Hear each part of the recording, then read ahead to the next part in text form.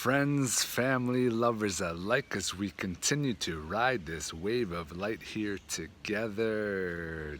This is day number 13, and a chance to really speak about this part of ourselves that is so important, our sexuality.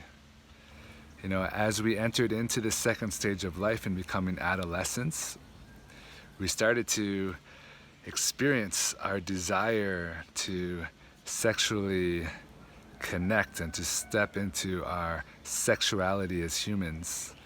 So this passion, this fire that burns within us has a lot of power. And here in our culture, in our society, there's been so much taboo, of course, around our sexuality, and so many things that we're having to break through in order just to return to, firstly, the healthiness of our sexuality, and secondly, also the sacredness of our sexuality. So here in the full moon, we also tend to notice that there can be more sexual desire, more passion arising for some of us. You know, some of us may feel more horny in this time of the month than other times. So something to observe as well in ourselves. And also beneath this is, of course, just our simple natural desire to feel connected with others, to feel the physical connection, and also the heart's loving connection, which of course is also so powerful. So as we start to look at, firstly, this desire to be in connection with others is natural, and for us to sort of be afraid to connect with others in this intimate, even if it's not sexual way, can be really difficult for us to break through. And over time, as we start to recognize that we're safe in ourselves, then we can start to realize that we are safe with others. We can also understand that we can truly love others, and it doesn't necessarily have to include sexual connection. We can also be quite intimate in many ways with others, whether it's through cuddling or through just in our open dialogue and communication. We can become really close in our connections with others and can be really fulfilling. So a lot of times we might be desiring that closeness, that connection, and in old patterns, seeking that closeness and that connection through sexual intimacy, and then coming to see in a lot of cases that maybe that sexual experience isn't what we need or want and isn't fulfilling our actual need, which is that of an intimate connection, which may come from different ways. So to understand these two parts, really important, and then to understand the power of our sexuality. It is essentially our power to create, to manifest in this life, to give birth to that of which we desire. And so it holds so much power.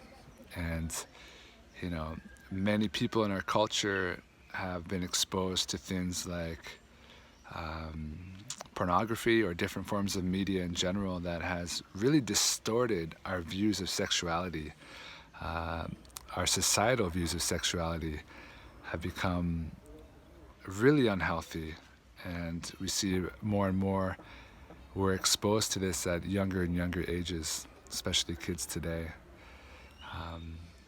So being able to understand the power of our sexuality, to be able to understand the power of coming together with another person and that exchange of energy, which is also quite powerful.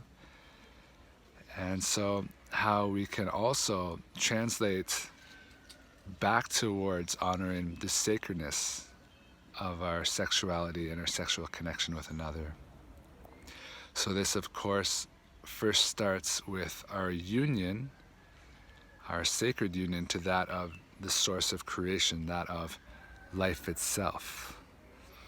And in that connection, we're then able to form this holy trinity with another being And therefore, if that person is also honoring their divine connection, not needing it from you, and you're not needing it just from them, but you have that power, you have that love, and then you're able to come together in union with another being in honor to that sacredness, you're then able to really build that power, that connection, that love of the divine within yourself and within that other person. So together you're able to work with that energy, and therefore it's not a matter anymore of coming together to have any specific outcome of a relationship or of an orgasm even, that we're able just to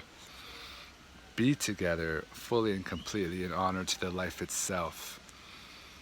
So you may breathe together, you may deeply connect and go into that connection more freely, more beautifully than ever, and to honor the love that you are and the love that this other person is. We're really able to break beyond so many limitations as the tantric practice of intimacy or connection, or just the tantric practice of life itself, is one in which we are awakening to our truth as love more and more, and the great pleasures of life which are forever within us and all around us. So may we come back to honor the power that we have to create as beings of love,